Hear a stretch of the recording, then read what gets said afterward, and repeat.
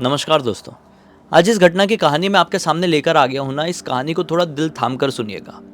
क्योंकि सच बता रहा हूँ, अगर इस कहानी को आपने ज़्यादा ध्यान से सुना और अपने जहन में बिठा लिए तो आप अपने आप से ही डरने लगेंगे। कभी गलती से ख्याल आ जाएगा ना, यार किसी को गर्लफ्रेंड बना लेता हूँ या किसी को बॉयफ्रेंड बना लेती हूँ, तो खुद से भागेंगे।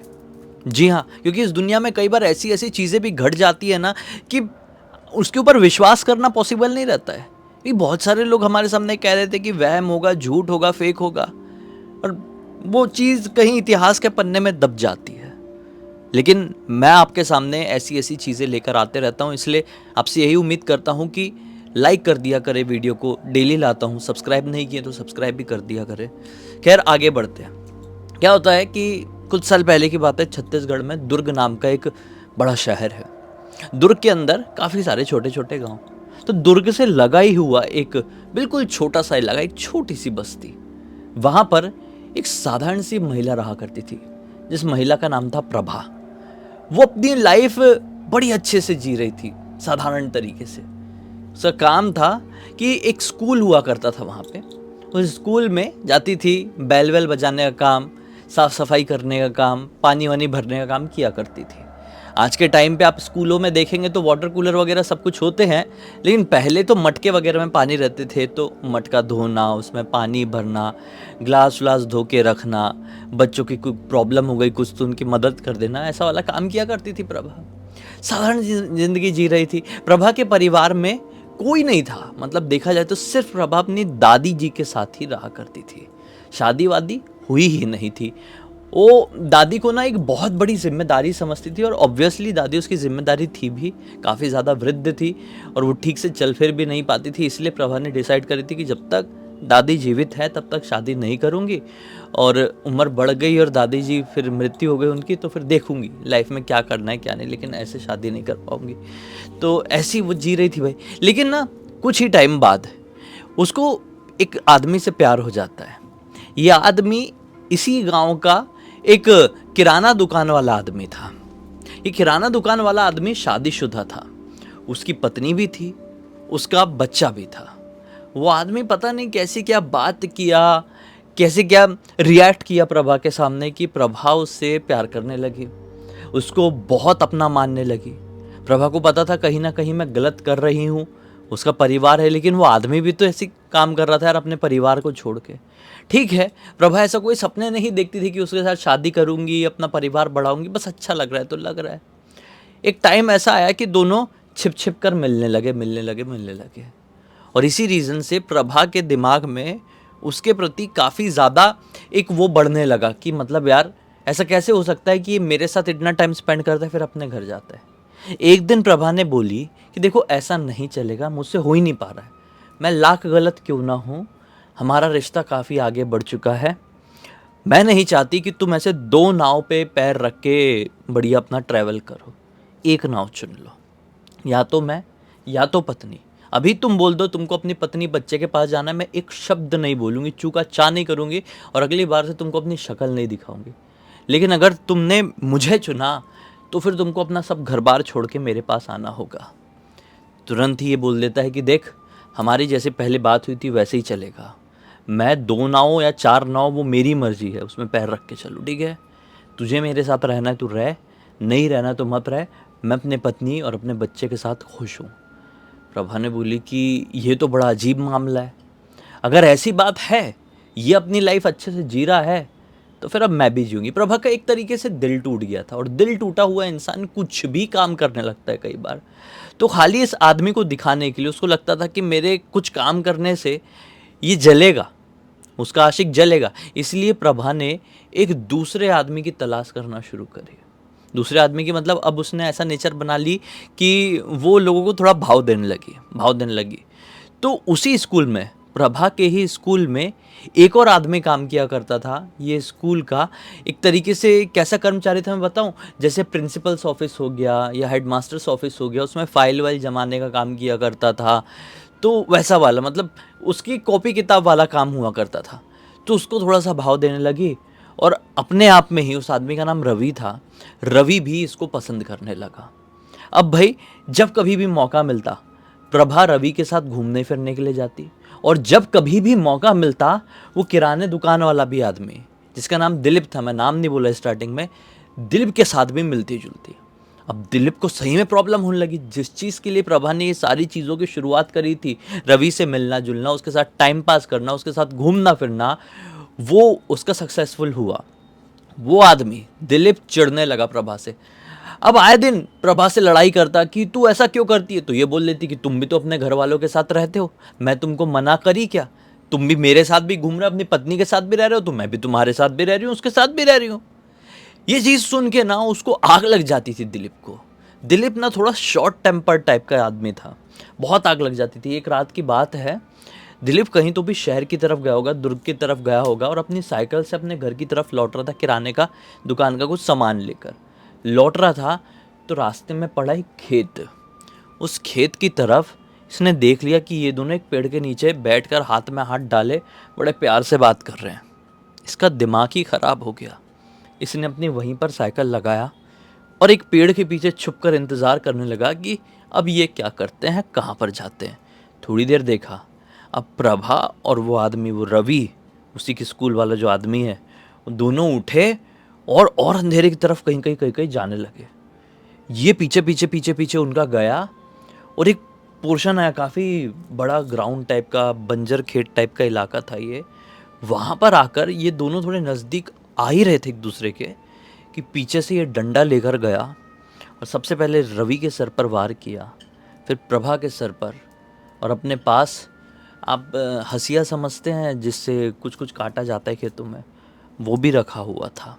क्योंकि रात बेरात ऐसे जंगल वाले या खेत वाले रास्ते से घर लौटता था तो जानवर मिलने का डर होता था, अपनी सेल्फ डिफेंस के लिए रखा हुआ था। और बहुत सारे लोग गांव के रखते भी हैं, अगर थोड़े जंगल वाले इलाके में रहे तो ये भी रखा हुआ था।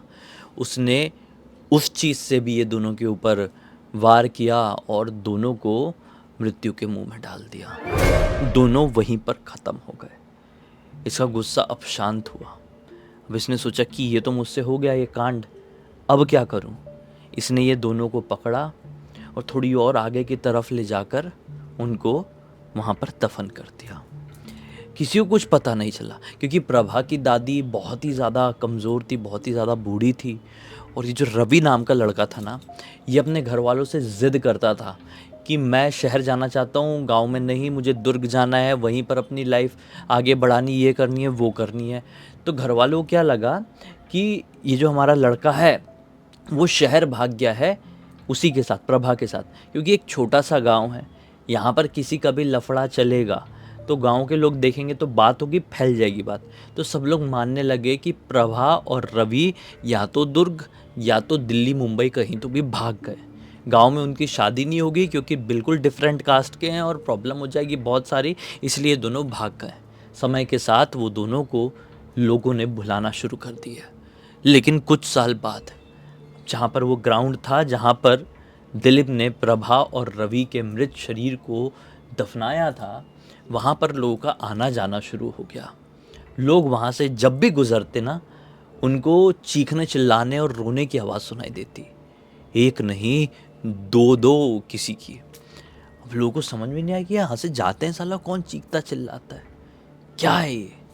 अब लोग डरने लगे। वो एक रास्ता बन गया था आने जाने का शहर की तरफ, तो रास्ते को लोगों ने फिर ब्लॉक सा कर दिया कि नहीं भाई, यहाँ पे आत्माएं भटकती, यहाँ पर भूत भटकता है, यहाँ पर नहीं जाएंगे, दूसरा रास्ता पकड़ लें। अब दूसरे रास्ते से जाने लगे लोग, तो वो आवाज़ें उस दूसरे रास्ते में भी सुनाई देने लगी।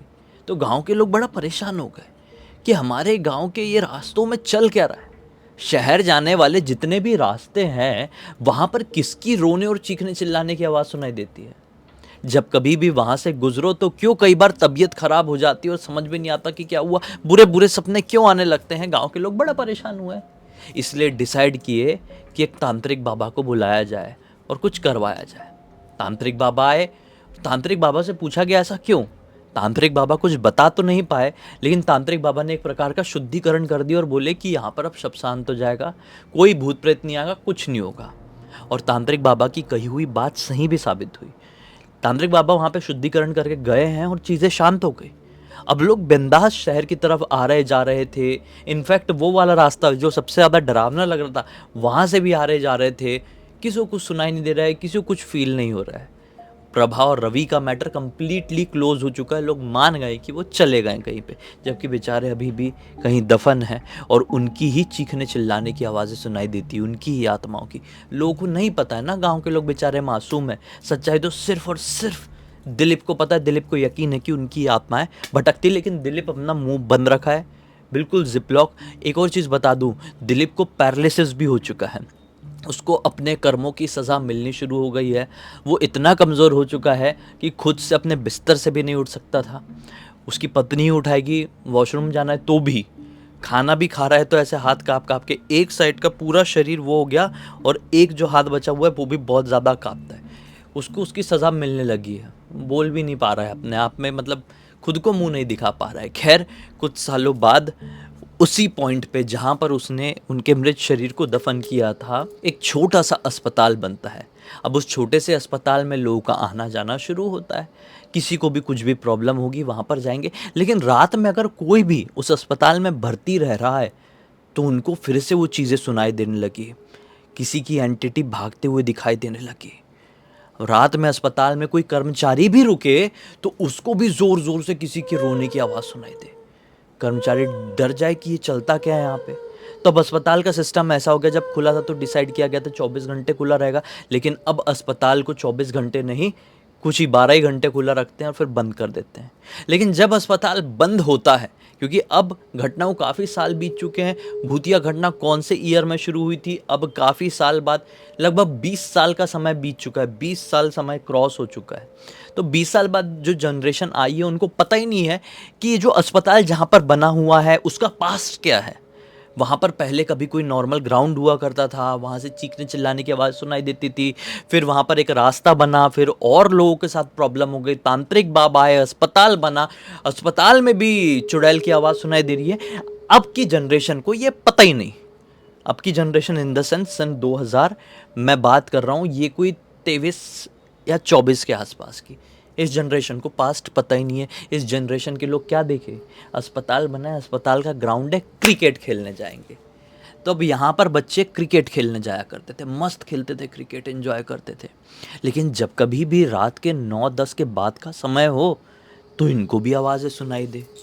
लेकिन बहुत सारे बच्चे क्या सोचते थे कि कोई तो मस्ती करता है, कोई मस्करी करता है हमारे साथ कि हम यहाँ पर क्रिकेट ना खेले और यहाँ पर लोग पीने पाने का अड्डा अपना बनाए, क्योंकि आज की जनरेशन आ गई, आज की थिंकिंग आ गई, आजकल के लोग आ गए। गांव के साधारण लोग पहले जब हुआ करते थे वो सब अड्डा अड्डा नहीं बनाएंगे फूकने पीने का, कुछ नहीं। आज के टाइम पे ये लोग कर रहे हैं भाई।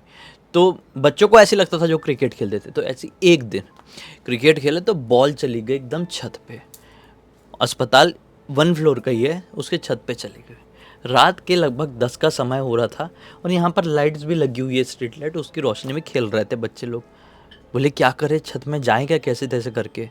तो 1-2 लड़के थे जिनको बड़े फास्ट दौड़ के आते थे और ऐसा पकड़ पुकड़ के छत पे चढ़ जाएं। बहुत सारे लोग ऐसे होते हैं भाई, एक्सपर्ट होते हैं, इतने एनर्जेटिक, इतने फुर्तीले होते हैं कि बिना सीढ़ी के भी 1 फ्लोर ऐसे ही चढ़ जाते हैं दीवार वार के सहारे से।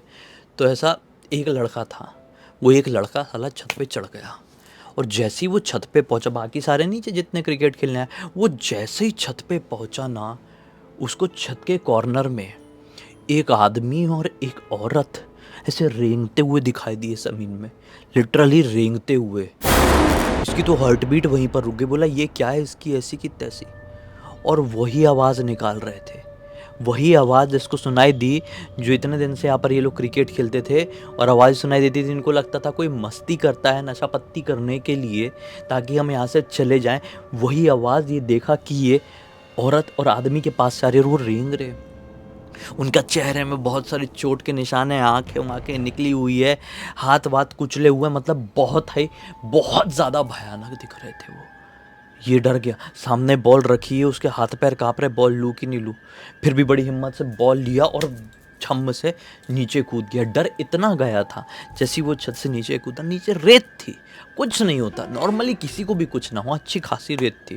वो बेहोश हो गया, झटका लगा ना, डर गया ना तो बेहोश हो गया। सब लड़के घबरा के बोले क्या हो गया, अरे अरे क्या हो गया तुझे, रोहित क्या हो गया। रोहित को उठाकर लेकर गए अस्पताल, भागे। अब अस्पताल में उसको एडमिट, ये अस्पताल नहीं, ये तो बंद है, दुर्ग लेकर गए, दुर्ग में एडमिट करा है। अब दुर्ग में उसको होश ही नहीं आ रहा है, डॉक्टरों को समझ में नहीं आ रहा है, दुनिया जहान के टेस्ट कर लिए हैं लेकिन उसको होश नहीं आ रहा है। उसकी जो हार्ट बीट है वो इतनी ज़्यादा स्लो हो चुकी, इतनी ज़्यादा, ऐसा लग रहा है कुछ कुछ सेकंड में कि फंक्शन भी कर रही है कि नहीं। डॉक्टर ने बोले कि एक एक्सट्रीम केस हो चुका है, आपका लड़का अब जिंदा बचेगा ही नहीं, कुछ दिनों तक इसको और रखो, फिर घर पर लेकर चले जाना। अस्पताल में कुछ दिन तक रहा, कुछ फ़र्क नहीं पड़ा, लगभग 20-22 दिन बीत गए, इसको घर पर लेकर आए हैं, घर पर भी 30-40 दिन हो गए, कहीं अच्छा खासा टाइम निकल गया, इसको होश ही नहीं आ रहा है, वैसे का वैसे ही। कोमा में तो नहीं है, तो बोले कोमा में भी नहीं है, डॉक्टर लोग बोलते, तो इसको हुआ क्या है, जागता क्यों नहीं है, ये कैसी नींद है, ये कैसा सो रहा है। गाँव-गाँव में बात फैल जाती है ना, तो किसी को पता चला कोई आया है इनके घर पर, तो बोला ये साधारण चीज़ नहीं है भाई, इसको कुछ बाहरी हवा लग गई है, इस घर में कुछ बाहरी हवा है, ऐसा आभास हो रहा है, कोई आया होगा भाई।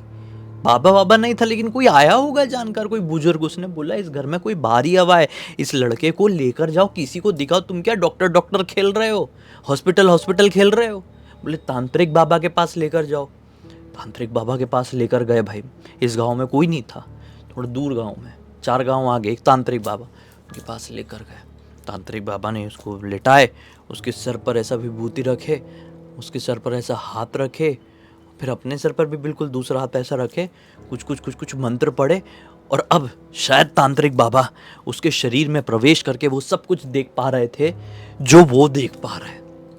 तांत्रिक बाबा घबरा रहे हैं, डर रहे हैं, कुछ ही सेकंड बाद आंख खोले, बोले तो अनर्थ हो गया, तुम्हारा लड़का तो एक ऐसी दुनिया में फंसा हुआ है जहाँ पर वो ना जीवित है ना ही मरा हुआ है, उस दुनिया में सिर्फ और सिर्फ शैतान भूत पिशाच है, तुम्हारा लड़का कहीं अटक गया है, और ये अटकन किसी नॉर्मल व्यक्ति के कारण नहीं, बल्कि तुम्हारे गांव के ही किसी कारण हुई है। तुम्हारे गांव का कोई प्रेत और कोई प्रेतनी है जिसने तुम्हारे लड़के को जकड़ लिए। तो बोले गांव का कोई प्रेत या प्रेतनी? बोले हाँ। कैसे? अब तांत्रिक बाबा बता ही नहीं पा रहे, तांत्रिक बाबा को इतना पास्ट, इतनी हिस्ट्री पता नहीं इनके गांव की। बोले नहीं, कुछ तो है, तुम्हारे गांव का कोई है जिसकी अकाल मृत्यु हुई है, वो तड़प रहे हैं, वो खतरनाक प्रेत योनि में, और तुम्हारा लड़का फंस गया है, इसको ठीक करना पड़ेगा। बोले ठीक करो बाबा, हमको नहीं लेना देना, हमारे गांव का क्या नहीं, हमारा बच्चा ठीक होना चाहिए। तांत्रिक बाबा ने और 4 तांत्रिकों के साथ मिलकर, मतलब टोटल 5 तांत्रिक मिलकर लगभग 5 घंटे की क्रिया किए हैं शमशान घाट में बैठ के, तब जाकर वो बच्चा ऐसा करके हिला और होश में आ पाया, वरना कोई असर ही नहीं था। आज के टाइम पर रोहित ठीक है, और रोहित से पूछे तो रोहित को पता नहीं, क्योंकि किसी ने भी प्रभा और उनका शक्ल तो देखा नहीं था। जब गांव में ये बात फैली तब लोगों ने डॉट कनेक्ट किए और बोले प्रभा और रवि तो कभी मिले ही नहीं जब से गायब हुए, हो ना हो प्रभा और रवि की मृत्यु हो गई थी। दिलीप वृद्ध हो चुका है, वो कुछ भी करने में सक्षम नहीं, अब तो ढंग से बोल भी नहीं पाता है, लेकिन सभी ने गैस कर लिए, सबको पता चल गया, फिर भी अपने आप में सब शांत है। इस पूरी घटना की जानकारी मुझे इसने ही, रोहित ने इंस्टाग्राम पर लिख कर भेजा, बोला भाई पूरी दुनिया को बताओ कि हमारे गांव में ये कांड हुआ है। मैं सोचा बताना तो बनता है, इसके ऊपर तो पिक्चर बनेगी, टीवी में आएगी। कैसा लगा? अच्छा लगा तो लाइक कर देना, चैनल को सब्सक्राइब कर देना। इंस्टाग्राम और वेबसाइट की लिंक डिस्क्रिप्शन बॉक्स में मिल जाएगी। इंस्टाग्राम में ऐसी कोई कहानी आपके पास है तो लिख के भेज सकते हैं, और हमारी वेबसाइट में आके हमारे प्रोडक्ट और सर्विसेज चेकआउट करना, काफ़ी फ़ायदेमंद चीज़ें हैं वहाँ पर। ऐसा बताऊंगा नहीं डिटेल में, वहाँ पर आकर देखो पता चलेगा। अच्छा लगे तो खरीद लेना, बाकी चलो कल फिर से मिलते, तब तक के लिए बहुत बहुत धन्यवाद। आपका दिन शुभ हो।